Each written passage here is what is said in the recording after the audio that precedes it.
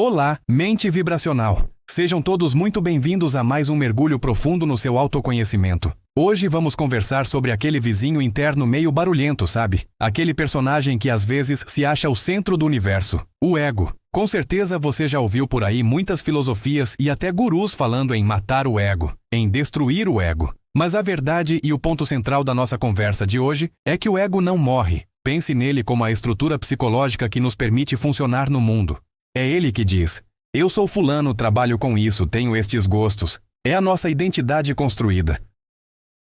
O grande desafio, portanto, não é matá-lo, mas sim gerenciá-lo, educá-lo e, o mais importante, colocá-lo no lugar do copiloto e não do motorista da sua vida.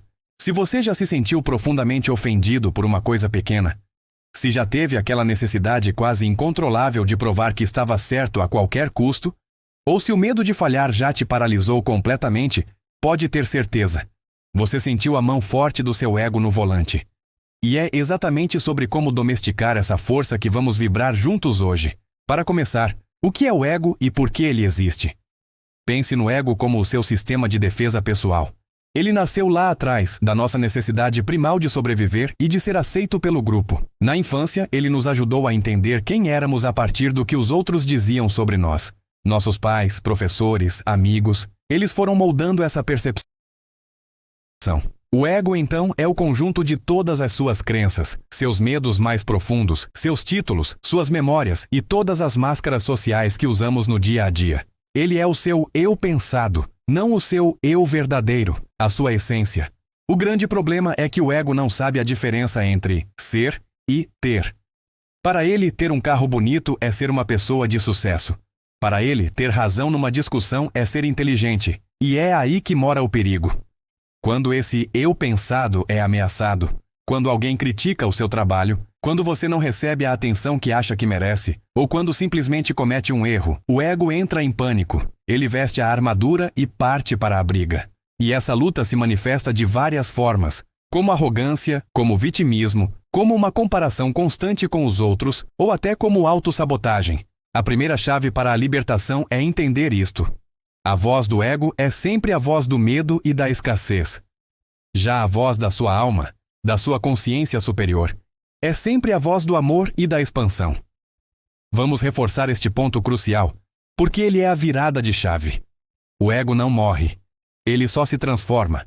Ele não é um demônio a ser exorcizado. É uma parte de você que precisa de atenção e de luz, não de condenação. Quando as pessoas falam em morte do ego, na verdade, elas estão falando sobre a dissolução da identificação com ele. É aquele momento mágico em que você percebe que você não é os seus pensamentos, você é quem observa os seus pensamentos. É uma mudança de perspectiva gigantesca, mas o ego é esperto e ele adora se disfarçar. Essa é a armadilha mais sutil de todas. Por exemplo, ele adora títulos. Se antes ele se inflava com o título de melhor profissional do ano, agora ele pode se inflar com o título de pessoa mais humilde ou mais espiritualizada do grupo. Ele também adora a comparação.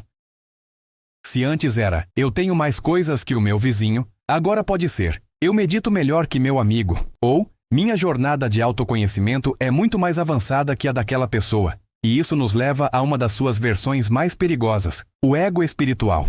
É quando usamos a espiritualidade, a terapia ou o próprio autoconhecimento como um novo combustível para nos sentirmos superiores. De repente, a gente sente que domina um tema, e quando menos se espera, o ego está lá, mais forte do que nunca, só que agora vestindo um manto de amor e luz. Nosso objetivo aqui é a clareza. O ego sempre vai tentar assumir o controle. A sua missão diária é identificar quando ele está no comando, e gentilmente pegar o volante de volta.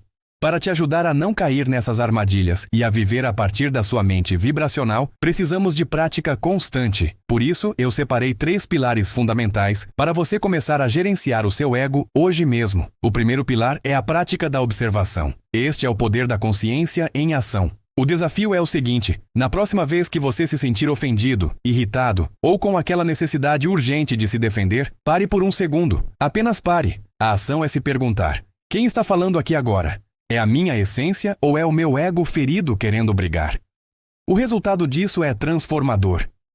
Ao observar a raiva, a frustração ou a necessidade de provar algo sem se julgar por isso, você cria uma distância saudável. Você se torna o observador e não o ator principal do drama.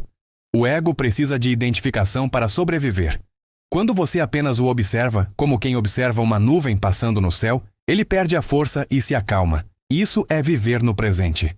O segundo pilar é a disciplina da humildade. O ego tem pavor de duas coisas: reconhecer um erro e servir aos outros sem esperar nada em troca. O desafio aqui é que o ego sempre quer que você seja a pessoa mais importante da sala. A ação para neutralizar isso é fazer um exercício diário de gentileza anônima.